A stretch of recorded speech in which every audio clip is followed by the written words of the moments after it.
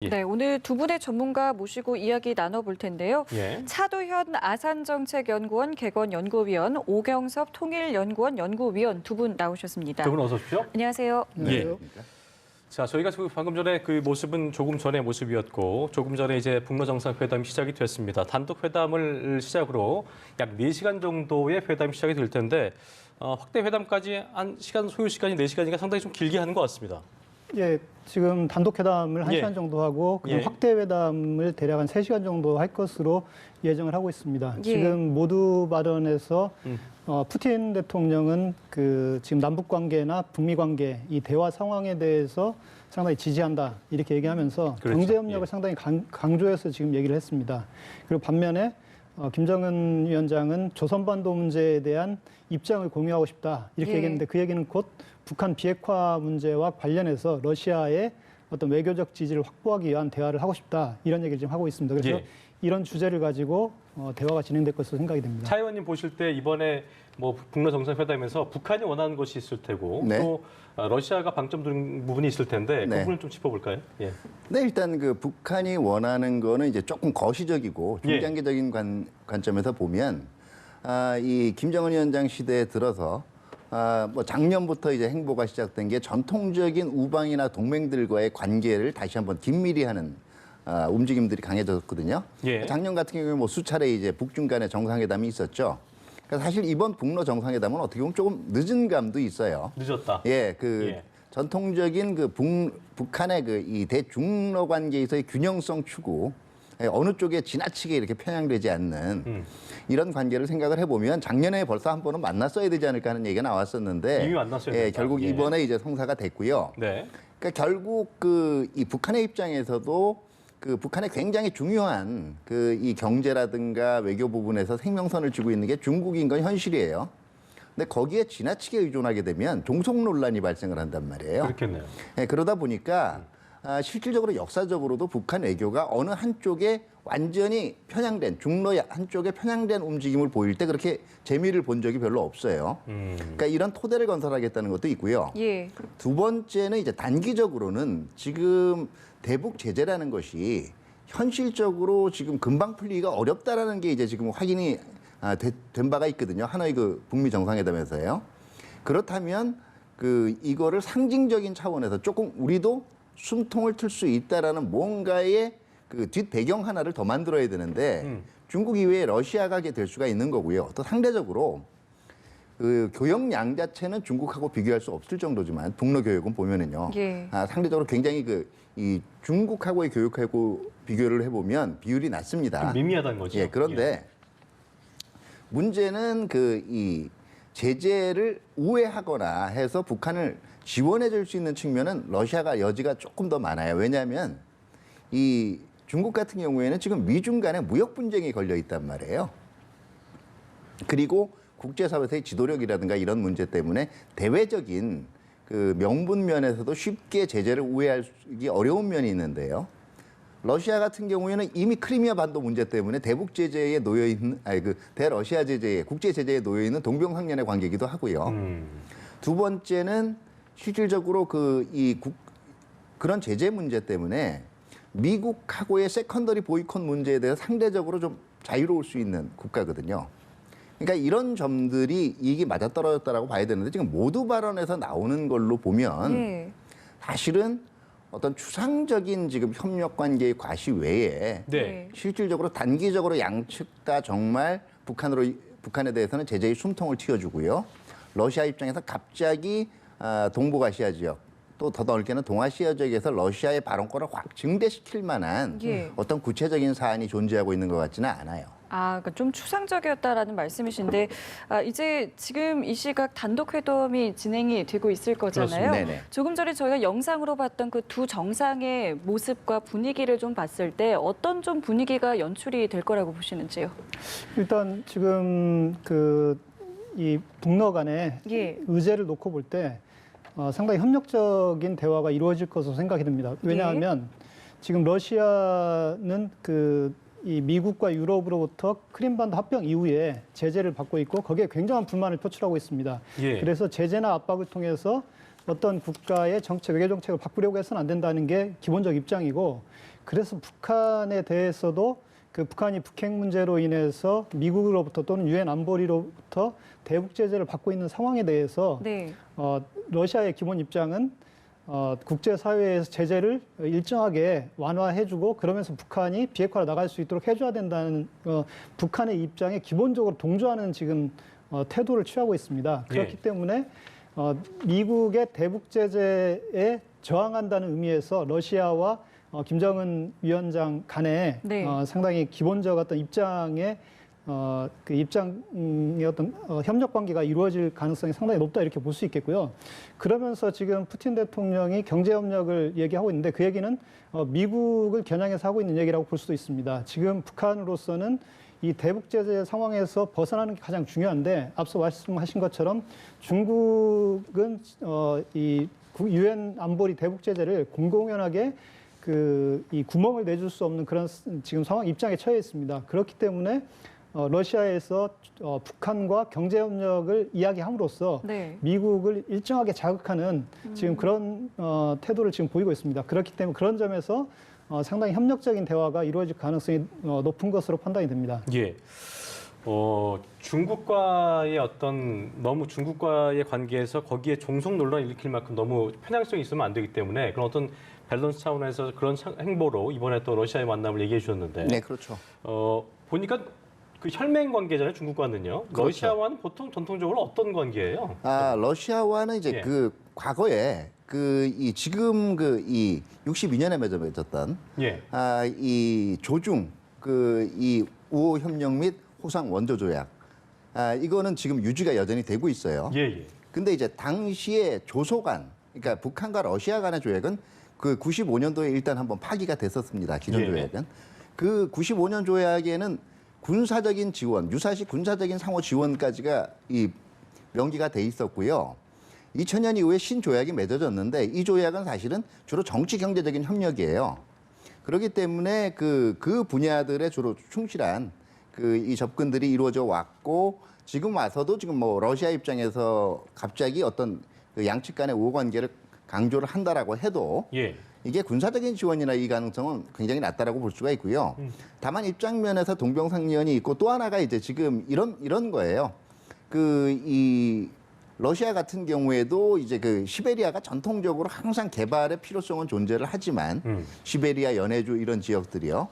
이게 인구 문제도 그렇고 기후 문제도 그렇고 개발이 잘 안 되고 있던 지역이란 말이에요. 예. 이 연장선상에서 매번 그동안 북한과 이 중국이나 러시아가 접경 지역 개발을 얘기할 때 나오던 것이 지금 북한의 나선시라고 있습니다. 이게 옛날에 나진선봉이 합해진 예. 데죠. 네네. 나선하고 그 연해주의 핫산 지역을 있는 이 지역 개발 프로젝트들이 매번 얘기가 나오다가 제재 때문에 중간에 중단이 되고 그랬거든요. 예. 이 얘기들이 다시 나올 수가 있고 이거는 또 국제 제재를 우회할 수가 있어요. 왜냐하면 그 2017년 9월에 유엔 안보리를 통과했던 그 2375가 있습니다. 예, 예. 이 내에서는 그 북한에 대해서 그 수익적 사업을 금지를 하고 있지만 다만 그 북한의 인프라 투자들 그 다시 말해서 사회 간접 자본에 대한 투자들은 그 허용이 되고 있어요. 예외로 하고 있기 때문에 이 사실은 나선 지역하고 핫산 인근 지역을 잇는 이런 경제 협력 프로젝트는 제재 하에서도 실행을 할 수가 있거든요. 그러니까 이런 부분들에 대해서 협의를 해나가는 건데 예. 사실은 이게 상징적인 면에서는 이런 거예요. 그 북한이 국제 제재에 놓여 있고 지금 미국은 비핵화 조치가 완전히 과시화되기 이전에 풀어줄 수 없다라고 하지만 의견이 다른 주요 국가들도 얼마든지 있다라는 걸 국제사회에 보여주는 의미가 알려주기 있어요. 위해서. 상징적으로. 네. 그러나 실질적으로는 또 두 번째 의미는 예. 어떤 게 있냐면 이런 얘기가 어제 오늘 나온 러시아는 의뢰 그렇게 얘기해왔어라고 국제사회는 받아들이고 있고요. 두 번째 실질적으로 러시아가 그럼 실질적으로 줄 수 있는 것들은 이런 외교적인 레토릭 위에 많지가 않다라는 거예요. 네. 그게 이제 지금 양측 간에 굉장히 지금 오경석 박사님께서 말씀하신 대로 협력적인 대화가 진행되긴 하겠지만 네. 그러니까 분위기는 굉장히 좋은데 실질적으로 오고 갈 알맹이가 뭐냐 그러면 지금 나오고 있는 저 얘기들이 과거에 김정일 시대 뭐 옐친, 김정일 시대 뿌찐 이 얘기들하고 그 궤도가 그렇게 그러니까 구체화 면에서는 발전된 것들이 없다라는 그러니까 거죠. 실제로 어떤 썩 알맹이는 있지 않을 거다. 개인적으로 그렇게 생각합니다. 그림은 좋지만. 네. 그 말씀이신 거군요. 예, 뭐 늦은 감이 있지만 반드시 만났어야는 했고, 하지만 이제 크게 뭐 논의가 진전이 이룰 만한 것은 없을 수도 있다라는 입장이신데, 또 내일 푸틴 대통령은 베이징을 또 떠나게 되잖아요. 그러면은 반드시 오늘 만났어야 했던 특별한 이유가 좀 있었을까요? 예. 지금 그 러시아와의 어떤 정상회담에 대해서는 예. 러시아 측도 김정은 위원장을 만나기를 강력히 원했을 거고 북한 입장에서도 이제 지금 시점에서는 러시아와의 만남이 상당히 필요한 시점에 지금 와 있습니다. 러시아 같은 경우는 지금 북미 대화가 굉장히 급속도로 진전되면서 북중 간에는 3차례 정상회담이 이루어졌습니다. 예. 그런데 러시아는 상대적으로 소외되는 그런 이 처지에 있었기 때문에 러시아에서는 김정은을 만나서 북러 간의 어떤 관계를 강화하고 이 북한 비핵화 문제에 일정하게 영향력을 행사하려는 그런 어떤 의도를 가지고 있었을 가능성이 있다 이렇게 생각이 되고요. 예. 그리고 이제 북한 입장에서는 지금 미북 정상회담이 깨지고 나서 북한이 이 대북 제재를 완화시키기 위한 노력을 다방면으로 해왔습니다. 가장 공을 들였던 건 중국입니다. 그런데 중국이 기대와는 달리 유엔 국제 대북 제재를 굉장히 성실하게 준수하고 있습니다. 네. 그래서 최근에 그 중국에 파견돼 있는 해외 노동자들을 올 하반기까지 다 내보내라는 예, 이 중앙 정부의 있었죠. 입장이 이제 하달됐다고 합니다. 예. 그런 상황이기 때문에 북한으로서는 자신들이 기대하는 이 대북 제재를 완화할 수 있는 통로를 중국으로부터 얻지 못했습니다. 그렇기 때문에 지금 시점에서 남북 관계에서도 이 개성 공동이나 금강산 공강 재개가 어렵다는 기본 이 한미 정상회담에서 그런 결과가 도출됐기 때문에 북한으로서는 이제 대북 제재를 흔들 수 있는 유일한 출로는 러시아를 기대해 볼 수 있는 게 아닌가 이렇게 생각이 됩니다. 예. 그렇기 때문에 그런 점에서 북한에서는 이 러시아와의 어떤 정상회담에 상당히 기대를 걸었고 공을 들이고 있는 것으로 생각이 되는데 차두현 박사님이 말씀하신 것처럼 실제 그러면 이 북한과 러시아 간에 이 실제 대북 제재를 흔들 만한 어떤 경제 협력 프로젝트나 합의를 내놓을 수 있느냐에 예. 대해서는 상당히 저도 회의적으로 생각을 합니다. 다만 이제 내일 네. 혹시라도 공동성명이 나온다면 네. 대북 제재와 관련된 어떤 우회적인 불만 표시들이 공동으로 나올 수가 있어요. 왜냐하면 2017년에 이 강력한 대북 제재들이 뭐 2375도 그렇고 2397이 통과될 때 네. 사실은 이 원안들은 더 강경을 했었어요. 강경했고 이때 재미있는 게 중국하고 러시아 측에서 강경해진 원안을 수정하면서 나오는 게 이게 북한의 민생 경제를 흔든다라는 거예요. 예. 그런데 재미있는 건 올해 하노이에서 이 2차 북미 정상회담을 했을 때 북한 측이 내놨다라는 제재 해제 품목의 명목들이 모두 이제 이게 민생용과 민생 경제와 아주 직결된 것들이다라는 얘기거든요. 네. 네. 그러면 아마 러시아 쪽에서 아마 북한과 러시아가 공동으로 국제사회에 대해서 지금 대북 제재가 예. 이 북한 전체에 대한 어떤 이 제재나 징벌의 차원을 넘어서 예. 북한 인민들의 생활을 지금 피폐하게 만들고 있다. 여기에 대해서 우려한다. 뭐 이런 예. 내용들 자체는 들어갈 수가 있겠죠. 근데 여기서 하나 좀 여쭤보고 싶은 게 오늘 회담은 어떤 형식으로 기록이 되는 건가요? 이게 지금 말씀하신 것처럼 뭐 공동 발표가 있을 것이다라는 이야기는 있지만 이게 합의 내용이 문서화되지 않을 것이다라는 얘기도 있더라고요. 그렇죠. 그러니까 구체적으로 이제 정상회담 때 여러 가지의 형태가 있는데요. 예. 이게 합의를 남기고 난 다음에 이게 양쪽 다 정상이 사인을 하는 형태가 있는 경우가 있고요. 예. 그 다음에 뭐 그 사인을 직접 사인은 하지 않고 공동 발표만 하는 경우도 있고요. 커뮤니케 형식으로 그러니까 아주 좀 간략하게 그 기자들에 대해서 언론에서 입장 표명하는 경우도 있어요. 그 중에 예. 어느 걸 택할지는 모르지만 예. 사실은 사인을 한다라는 얘기는 뭐냐면요. 구체화된 조치가 들어갈 때 원래 서명들이 이루어져요. 그러니까 오히려 어떤 공동성명이 없다라는 거는 예. 그 상징성을 제외한 나머지 구체화할 만한 조치는 생각보다 그렇게 많지 않았다라는 걸 반증하는 얘기도 됩니다. 그러니까 실제적으로 이루어질 수 있는 부분들, 실효성이 있는 부분들이 없다면, 그러니까 서명이 없다면 그런 부분들을 기대하기 어렵다는 얘기고. 예, 그리고 사실 예. 보면은요, 이게 사회주의권 국가들 간의 예. 이 정상 외교를 할 때 이게 서로 서명된 어떤 합의서 원본이 조약을 제외하고는 공개되거나 맺어졌다라고 알려진 바가 그렇게 많지가 않아요. 그럼 왜 그런 거예요? 이게 왜 그러냐면요. 우리가 일반적으로 체제상 느끼는 건 우리는 이제 법에 의한 통치를 굉장히 중요시하잖아요. 그렇기 예. 때문에 컨트랙이나 어그리먼트나 이런 것 자체가 굉장히 중요한 역할을 합니다. 중요한 역할을 예. 하죠. 예. 근데 사회주의 국가의 그 이 민주적 중앙집중제 원칙에 의하면 뭐 국가 최고 지도자라든가 아니면 공산당 최고 지도자의 발언이 어떤 때는 법보다 우선해요. 특히 북한 같은 경우는 더 그렇고요. 그러니까 지도자들이 약속한 것들 자체는요. 그게 어떻게 보면 법 이상으로 구속력 있는 그 이 효과를 그걸 발표를 하면 끝나는 문제거든요. 굳이 예. 구체하게 합의하고 이게 의미가 없다라는 거죠.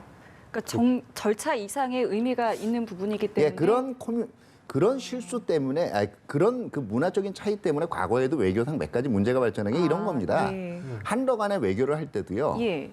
그 이 러시아 같은 경우에는 이미 정상 간에 얘기가 된 걸 우리는 얼마든지 국회에서 반대도 할 수가 있고 그렇잖아요. 그러니까 정상 간에 일단 얘기가 된 것도 국내 눈치를 봐야 되잖아요. 근데 네. 러시아에서는 그걸 꿈을 꿀 수 없는 얘기인 거군요. 러시아 입장에서는 이런 거죠. 아, 하기 싫어서 핑계를 대는 거구나. 이렇게 생각할 수도 있는 거거든요. 그렇군요. 이제 거기에 덧붙여서 하나만 더 말씀을 드리면 좀 보완을 하자면 지금 이번에 설사 북한과 러시아 간에 여러 가지 이 물밑 대화에서 확대회담이나 단독회담에서 핵심 의제들에 대해서 조율하고 합의를 하더라도 네. 이 합의안을 내놓기에는 상당히 어려운 점이 있을 것으로 생각이 됩니다. 그러니까 굉장히 원칙적인 합의는 내놓을 수 있습니다. 그러나 실제 구체적으로 디테일하게 들어가서 이번 지금 김정은 정권 들어서 처음으로 열리는 북미 정상회담이고 네네. 거의 푸틴 대통령은 19년 만에 지금 만나는 거고 이제 8년 만에 다시 열리는 이 회담인데 이 북러 간에 지금 예를 들면 그 군사 안보적 협력 문제도 논의될 가능성은 있습니다. 그런데 예. 그런 문제를 이 합의문에 담기에는 상당히 어려운 그 비밀스러운 문제다 이렇게 볼 수 있겠고요. 예. 그리고 또 하나는 지금 대북 제재가 작동하는 상황에서 북러 간의 어떤 경제 협력에 대해서 구체적인 합의를 한다 하더라도 네. 그 합의 내용을 그 원칙적인 내용 외에는 이 북러가 합의문으로 담기도 어렵습니다. 그렇기 때문에 이 북러가 서로의 그 의제에 대해서 의견을 조율하고 일정한 합의를 도출하지만 기본적으로 합의안을 내놓지 않거나 또는 그 아주 원칙적인 내용의 어떤 성명만 발표하는 이런 형태의 합의가 될 가능성이 높다고 봅니다. 그러면 어제 그 왜 하산에 내렸을 때 김정은 위원장이 처음이지만 앞으로 자주 올 뜻을 내비쳤던 것만큼 첫 회담이기 때문에 어떤 실질적으로 어떤 성과를 낼 수 있는 것보다는 만남의 어떤 상징성으로만 저희가 이번에는 뭐 그쳐야 된다 이렇게 봐야 될까요?